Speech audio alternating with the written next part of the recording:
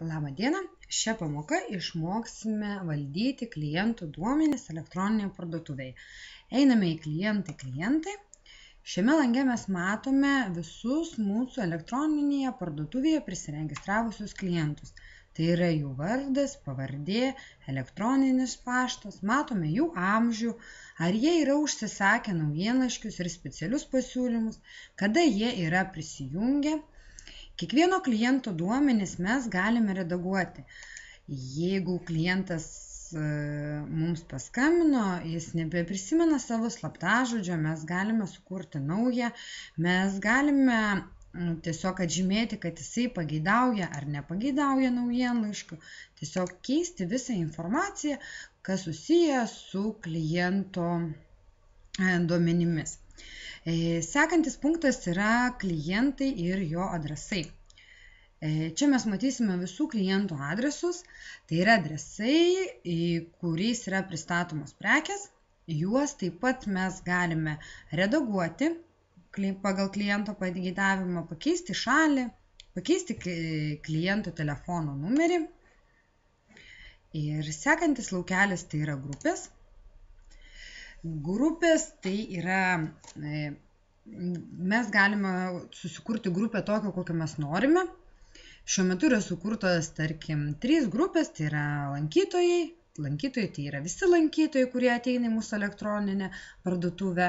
Yra lankytojai, kurie gali sukurti tik svečių paskyrą, tai yra jie nesiregistruoja svetainėje, nepateikia savo tikslių koordinačių, pilnų koordinačių, adresų ir telefonų numerių. Ir yra klientai, kurie jau pateikia pilną savo informaciją.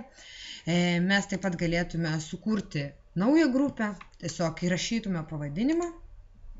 Jį reikėtų įrašyti kaip ir anglų, taip ir lietuvių kalba arba kitom kalbom, kuria yra mūsų parduotuvės. Galėtume įvesti nuolaidą. Tarkim, pabandykime mes sukurti klientų grupę. Taip.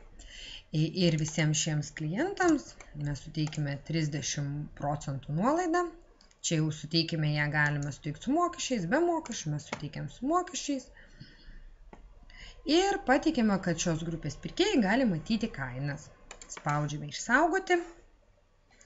Mūsų prašo ir anglų kalbą įvesti, kadangi svetainėje yra naudojama daugiakalbystė.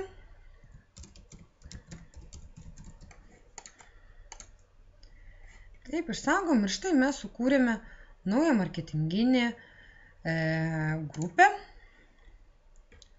Taip, tik tai mums dar liko, mes jeigu norime, redagavimas vyksta per lapelį ir pieštuką. Mes dar nesuteikiam nuolaidos, 30%. Spaudžiame išsaugoti. Mes turime tiesiog marketinginę grupę, kurią mes galėsime paskui priskirinėti klientus.